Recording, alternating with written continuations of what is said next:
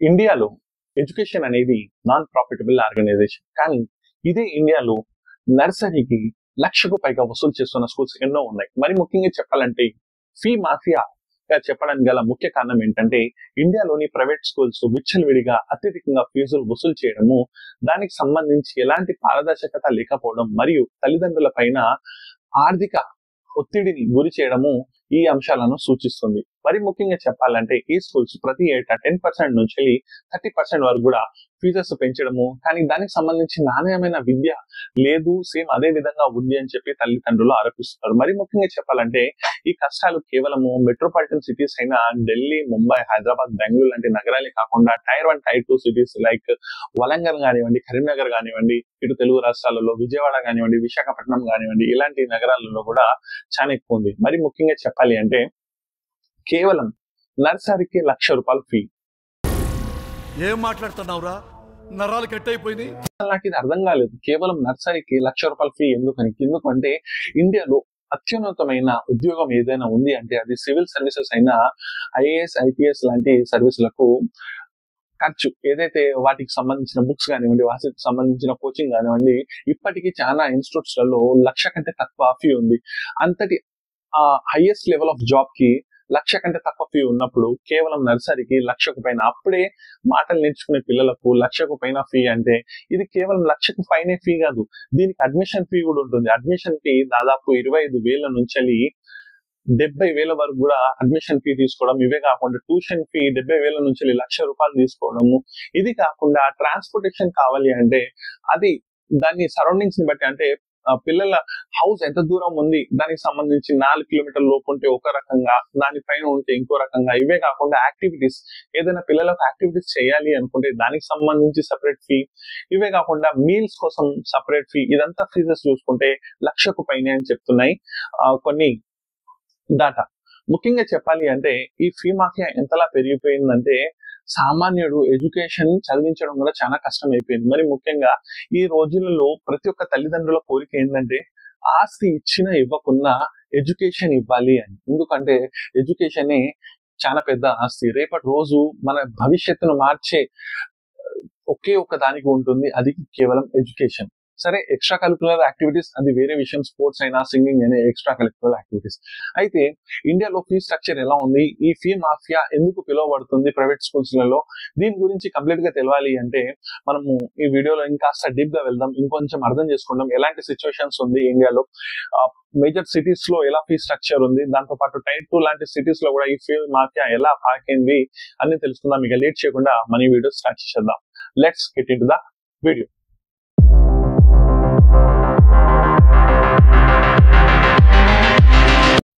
Hi friends, welcome back to my channel Syed talks. Friends, ఈ రోజు మనము ఇండియాలోని ఫీ మాఫియా అంటే ఫీతోని ఎడ్యుకేషన్ ఎంత కష్టమైపోయింది, కేవలము ధనవంతులకే ఈ ఎడ్యుకేషన్ అనేది యాక్సెసిబుల్ గా ఉంది, పేదవారికి, మధ్యతరగతి వారికి ఎడ్యుకేషన్ చాలా దూరంలో ఉంది అని చెప్పడానికి కొన్ని ఉదాహరణలు ఉన్నాయి. కొన్ని ఫీ స్ట్రక్చర్ల వల్ల పేద తల్లిదండ్రులు, మధ్యతరగతి తల్లిదండ్రులు ఎంత ఇబ్బంది పడుతున్నారు అనేది మనం తెలుసుకుందాం. అయితే వీడియోలోకి వెళ్లే ముందు నాదో చిన్న రిక్వెస్ట్ ఏంటంటే, ఇలాంటి మంచి మంచి కంటెంట్ చేయడానికి నాకు కొంచెం సపోర్ట్ కావాలి. సో మీరు లైక్, షేర్, సబ్స్క్రైబ్ చేస్తేనే నాకు ఇంకా బూస్టప్ ఉంటుంది, ఇలాంటి టాపిక్స్ మరిన్ని తేవడానికి ఛాన్స్ ఉంటుంది. నేను ఎంతో కష్టపడి ఈ డేటా అంతా కలెక్ట్ చేసి మీ ముందుకు తీసుకురావడానికి నాకు ఒక బూస్ట్ మీ దగ్గర నుంచి లవ్, మీ దగ్గర నుంచి సపోర్ట్ దొరికితే ఇంకా బాగా నేను చేయగలుగుతాను. సో మీరు నాకు సపోర్ట్ చేస్తారని చెప్పి ఆశిస్తున్నాను. ఇంకా సబ్స్క్రైబ్ ఎవరైనా చేయలేకపోతే ప్లీజ్ సబ్స్క్రైబ్ చేయండి, లైక్ చేయండి, షేర్ చేయండి. ఇక మనం టాపిక్ లోకి వెళ్ళిపోదాం. ఇక ఫీ స్ట్రక్చర్ గురించి చెప్పాలి అంటే కేవలం అడ్మిషన్ అంటే ఇండియాలోని చాలా స్కూల్స్ లలో, ప్రైవేట్ స్కూల్స్ లలో టైర్ 1, టైర్ 2 సిటీస్ లలో హైదరాబాద్, బాంబే, బెంగళూరు, ఢిల్లీ లాంటి సిటీసే కాకుండా చిన్న నగరాలైన వరంగల్, కరీంనగర్, ఖమ్మం, ఇటు ఆంధ్రాలో విజయవాడ, విశాఖపట్నం, కాకినాడ, అటు మహారాష్ట్రలో షోలాపూర్, నాగ్పూర్ లాంటి సిటీస్ లలో కూడా మనము ఫీ మాఫియా చూస్తున్నాం. మరి ముఖ్యంగా చెప్పాలి అంటే అడ్మిషన్ కోసము 25,000 నుంచి 75,000 వరకు ఫీ ఉండడం. అదే కాకుండా పిల్లలకు ట్యూషన్ ఫీ అంటే సంవత్సరానికి అయ్యే ఖర్చు దాదాపు 70,000 నుంచి 1,00,000 వరకు ట్యూషన్ ఫీ. ఇదే కాకుండా ట్రాన్స్పోర్టేషన్ ఫీ వేరు, ఎక్స్ట్రా యాక్టివిటీ ఫీ వేరు, మీల్స్ ఫీ వేరు, ఇదంతా చూసుకుంటే 1,00,000కు పైనే చాలా స్కూల్స్ లలో ఉన్నాయి. ఈ మధ్య కాలంలో రీసెంట్ టైమ్స్ లో సోషల్ మీడియాలో మనము కొన్ని పేరెంట్స్ ఆవేదనను మనం చూస్తున్నాం. మరి ముఖ్యంగా చెప్పాలంటే నేను ఒక ఆర్టికల్ మీ ముందు చూపించడానికి ట్రై చేస్తాను. ఒక బెంగళూరులోని పేరెంట్ ఒక స్కూల్లో, బెంగళూరులోని ఒక స్కూల్లో 1,50,000 నుంచి 2,00,000 వరకు నర్సరీకి ఫీజు. ఇది మీరు విని ఆశ్చర్యపోతారు, కానీ ఇది నిజం. 1,50,000 నుంచి 2,00,000 రూపాయలు ఫీజు నర్సరీకి. కేవలం 1,90,000 రూపాయలు ట్యూషన్ ఫీ, దాని తర్వాత యాక్టివిటీ కోసం 9,000 రూపీస్, అదర్ ఫీ వచ్చేసి 11,500 రూపీస్. ఇదంతా కలుపుకుంటే దాదాపు 2 lakhs కి పైనే. ఇంకా ట్రాన్స్పోర్టేషన్ రాలేదు, ఇంకేదైనా యాక్టివిటీస్ ఉంటే అవి రాలేదు.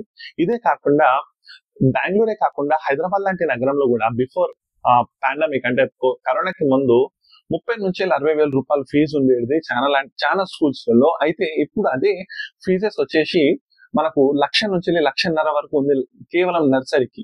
నేను అనేది ఇంకా పై క్లాసెస్ కి కాదు, కేవలం నర్సరీకి ఈ ఫీజెస్ ఉన్నాయి. ఇవి కాకుండా ఎక్స్ట్రా కరికులర్ యాక్టివిటీస్ కి అది సపరేట్ ఫీజు, దాంతో పాటుగా ట్రాన్స్పోర్టేషన్ ఫీ అది సపరేట్, మీల్స్ ఫీ అది సపరేట్, ల్యాబ్ ఫీ అది సపరేట్, ఇంకేదైనా పిల్లవాడు యాక్టివిటీ నేర్చుకోవాలి అనుకున్నాడు అంటే అది సపరేట్ ఫీ. ఇవన్నీ ఫీజులు సపరేట్ తీసుకుంటే మళ్ళీ ఫీజు ఎందుకు? మీకు ఫీజు కట్టేదే దేనికోసం? స్కూల్లో ఇవన్నీ నేర్పించడానికి. ఏబిసిడీలు నేర్పించడానికి 1,00,000 రూపాయలు అవసరమా నర్సరీకి? ఇది ఇలాంటి పరిస్థితి ఉంది. కేవలము హైదరాబాదే కాకుండా టైర్ 2 సిటీస్ అయిన వరంగల్, కరీంనగర్ లాంటి సిటీస్ లో కూడా కొన్ని బ్రాండెడ్ స్కూల్స్, అంటే ఈ మధ్య ఎలా అయిపోయిందంటే పేరెంట్స్ కూడా బ్రాండెడ్ స్కూల్స్ ఉండాలి, స్కూల్ కి బాగా పేరు ఉండాలని చెప్పి అలాంటి స్కూల్స్ లలో పిల్లలను వేయడం. ఆ స్కూల్స్ లలో 1,80,000, 90,000, 1,50,000 లాంటి ఫీజులు మనం చూస్తున్నాం. సేమ్ ఢిల్లీలో ఇదే పరిస్థితి. ఢిల్లీ పబ్లిక్ స్కూల్లో సేమ్ ఇదే పరిస్థితి. 1,50,000 రూపాయలు ఫీజు ఉంది. 1,50,000 నుంచి 2.5 లక్షల వరకు నర్సరీ నుంచి 10th స్టాండర్డ్ వరకు ఈ ఫీజ్ స్ట్రక్చర్ అనేది ఉంది. ఒకవేళ ఇవే కాకుండా మిగతా నగరాలకు కూడా ఇలానే ఉంది. ఇదే కాకుండా ఒకవేళ స్టూడెంట్ తన యొక్క ఫీజుని ఇన్ టైమ్ లో పే చేయలేకపోతే స్టూడెంట్స్ ని ఏం చేస్తున్నారంటే ల్యాబ్స్ లలో తాళం వేసి పెడుతున్నారు క్లాసెస్ వినకుండా. ఈ సంస్కృతి ఎప్పుడు ఉండేదంటే ఒకప్పుడు 1990s లో, 1980s లో, లేకుంటే అంటే ఇది ఫీ కట్టనందుకు కాదు, కానీ ఇది స్కూల్లో హోంవర్క్ చేయకపోతేనో ఇంకేదో చేయకపోతేనే పనిష్మెంట్ ఇచ్చేవాళ్ళు. కానీ ఇప్పుడు స్కూల్ ఫీ ఇలాంటి కార్పొరేట్ స్కూల్స్ లలో కట్టకపోతే ల్యాబ్ లో వేసి లాక్ చేయడము, లేకుంటే క్లాస్ లో అలో చేయకపోవడము చేస్తున్నారు. దీని వల్ల ఏమవుతుందంటే తోటి చిల్డ్రన్స్ ముందు వాళ్ళకు ఒక ఇన్సల్ట్ లా ఉంటుంది. దీని నుంచి చిన్నపిల్లలు చిన్నతనం నుంచి డిప్రెషన్ లోకి వెళ్ళే ఛాన్సెస్ ఉన్నాయి. వాళ్ళకి చిన్నతనం నుంచే ఈ మనీ వల్ల ఎలాంటి ప్రాబ్లమ్స్ వస్తాయి, మనీ నుంచి అంటే ఈ ఇన్సల్ట్ నుంచి వాళ్ళ యొక్క మానసిక స్థితి అనేది చిన్నపిల్లలలో ఒక భయంలా మారిపోతుంది. ఇవే కాకుండా మన ఇండియా పెద్ద దేశాలైన చైనా, యుఎస్, నార్వే, ఐర్లాండ్ లాంటి దేశాలతో మనం ఎడ్యుకేషన్ లో పోటీ పడాలి, టెక్నాలజీలో పోటీ పడాలి అంటే ముఖ్యంగా చెప్పాలి అంటే చైనా లాంటి దేశము చాలా ఫాస్ట్ ఉంది. చైనాని అందుకోవడము అంత ఈజీగా, ఎందుకంటే చైనా ఇప్పటికే ఫ్యూచర్ లో బతుకుతుంది. ఇండియా 2050లో 2060లో ఎలా ఉంటుందో చైనా ప్రజెంట్ ఇప్పుడు అలా ఉంది. చైనాలో ఉన్న టెక్నాలజీ కానివ్వండి, చైనాలో ఉన్న ట్రాన్స్పోర్టేషన్ కానివ్వండి, చైనాలో ఉన్న ఎడ్యుకేషన్ సిస్టమ్ కానివ్వండి, ఇక్కడ లక్షల ఫీజు తీసుకుంటున్నారు, కానీ అందరికీ సమానమైన విద్య అందట్లేదు. ముఖ్యంగా చెప్పాలి అంటే చైనాలో అందరికీ ఒకేలా విద్య ఉంటుంది. అది ధనవంతుడైనా, అది పేదవాడైనా. చైనాలో స్కూల్స్ అన్ని మానిటర్ చేసేది అక్కడి గవర్నమెంట్. ఎందుకు అంటే అక్కడ ఎవరిలో ఏ టాలెంట్ ఉందో చెప్పలేం మనం. ఏ పిల్లవాడిలో ఎలాంటి టాలెంట్ ఉందో, సేమ్ ఇండియాలో కూడా ఏ పిల్లవాడిలో ఎలాంటి టాలెంట్ ఉందో మనం చెప్పలేం. కానీ ఇండియాలో ఎలా జరుగుతుందంటే ఒక పిల్లవాడిని కాలు తీసేసి వానికి ఫీడింగ్ అనేది సరిగా ఇవ్వకుండా వాడిని ఒక రేస్ లో పెట్టడము, ఇంకో పిల్లవానికి మంచి డైట్ ఇచ్చి వానికి మంచి ట్రైనింగ్ ఇచ్చి ఆ రేస్ లో నిలబెట్టడం వల్ల ఎవరు గెలుస్తారు? రేస్ లో ఎవరైతే మంచి అవైలబిలిటీస్ ఉన్నాయో, ఎవరికైతే ట్రైనింగ్ బాగా దొరికిందో, ఎవరికి పోషకాహారం దొరికిందో వాళ్ళే గెలుస్తారు కదా. సేమ్ ఇండియాలో అదే పరిస్థితి. ఇండియాలో ఎడ్యుకేషన్ ఇప్పటికీ అందరికీ ఈక్వల్ గా అందడం లేదు. పేదవారికి ఒకలా ఎడ్యుకేషన్ అందుతుంది, ధనవంతుడికి ఒకలా ఎడ్యుకేషన్ జరుగుతుంది. అలాంటప్పుడు ఇండియాలో ఎడ్యుకేషన్ సిస్టమ్ ఒకటే ఉన్నప్పుడు అందరికి ఒకే ఎడ్యుకేషన్ ఎందుకు దక్కదు? గవర్నమెంట్ స్కూల్స్, సరే గవర్నమెంట్ స్కూల్స్ లలో అన్ని స్కూల్స్ కి పిల్లలకి గవర్నమెంట్ అనేది ఎడ్యుకేషన్ ప్రొవైడ్ చేయలేదు. అలాంటి సిచ్యువేషన్ లో ఈ ప్రైవేట్ స్కూల్స్ ని ఈ ఫీజుని అరికట్టే బాధ్యత ఎంతైనా గవర్నమెంట్ పై ఉంది. సుప్రీంకోర్టు ఆదేశాలు ఉన్నాయి. ముఖ్యంగా చెప్పాలంటే సుప్రీంకోర్టు కొన్ని గైడ్ లైన్స్ అయితే ఇచ్చింది, ఫీజ్ స్ట్రక్చర్ ఇలా ఉండని చెప్పింది. కానీ ఈ ఫీజ్ స్ట్రక్చర్ ₹1,00,000, 1,50,000, 2,00,000 వరకు ఫీజులు ఉంటే గవర్నమెంట్ ఏం చేస్తుంది? గవర్నమెంట్ స్ట్రిక్ట్ యాక్షన్ తీసుకోవాలి ఇలాంటి స్కూల్స్ పైన. ఎందుకంటే ప్రతి ఒక్కరికి ఎడ్యుకేషన్ అనేది అవైలబుల్ ఉండాలి. కొంతమంది నన్ను అడగొచ్చు, మీ దగ్గర స్తోమత లేకపోతే మీరు అలాంటి స్కూల్స్ కి వెళ్ళడం ఎందుకు? చిన్న ప్రైవేట్ స్కూల్స్ కి వెళ్ళిపోవచ్చు కదా, లేకుంటే గవర్నమెంట్ స్కూల్స్ కి వెళ్ళిపోవచ్చు కదా, మీకు ఫీ భారం ఉండదని. కానీ ఇండియాలో ఎడ్యుకేషన్ అనేది బిజినెస్ కాదు. ఇండియాలో నాన్ ప్రాఫిటబుల్ ఆర్గనైజేషన్ ఎడ్యుకేషన్. అలాంటి ఆర్గనైజేషన్ లో ఉన్నది ఈ ఎడ్యుకేషన్ అందరికీ అవైలబుల్ ఉండాలి. ఇండియా కూడా ప్రపంచ దేశాలతో కాంపీట్ చేయాలి అంటే, ప్రతి దేశంతో కాంపీట్ చేయాలి. ఎడ్యుకేషన్ లో గానీ, టెక్నాలజీలో గానీ, ఇంకేదైనా గానీ మనం ఫీల్డ్ లో ముందుండాలి అంటే ప్రతి ఒక్కరికి ఎడ్యుకేషన్ ఈక్వల్ గా అందాలి. ఈ విషయం అర్థం కాక చాలా మంది ఏం చెప్తారంటే, ధనవంతులు, వాళ్ళకి డబ్బులు ఉండే వాళ్ళు వెళ్తున్నారు, మిమ్మల్ని ఎవరు వెళ్ళమన్నారు?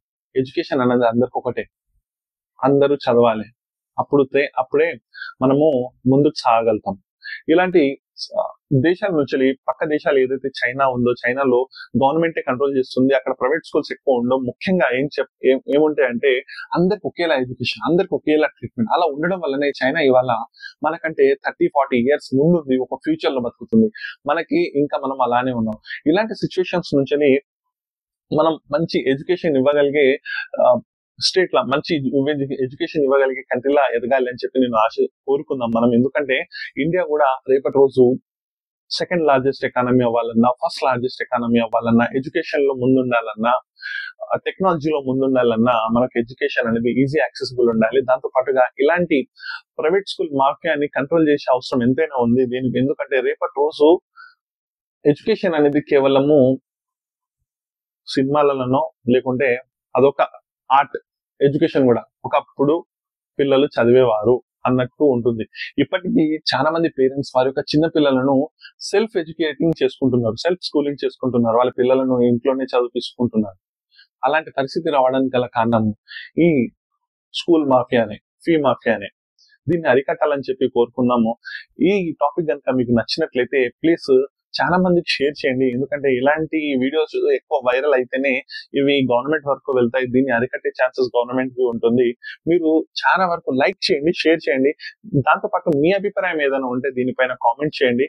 కామెంట్ చేసి తెలియజేయండి నా నుంచి ఏదైనా మిస్టేక్స్ జరిగాయా, లేకుంటే ఇంకొస్త వీడియోని ఇంప్రూవ్ చేయడానికి, లేకుంటే మీ సజెషన్స్ ఈ టాపిక్ పైన ఏదైనా ఉంటే మీరు కామెంట్ చేయండి. సో ఇంతటితో మన వీడియో అనేది కంప్లీట్ అయింది. నెక్స్ట్ వీడియోలో మనం మళ్ళీ కలుద్దాం. అంతటి వరకు మీరు తప్పకుండా లైక్, షేర్ అండ్ సబ్స్క్రైబ్ చేయండి. Thanks for watching guys. Bye bye.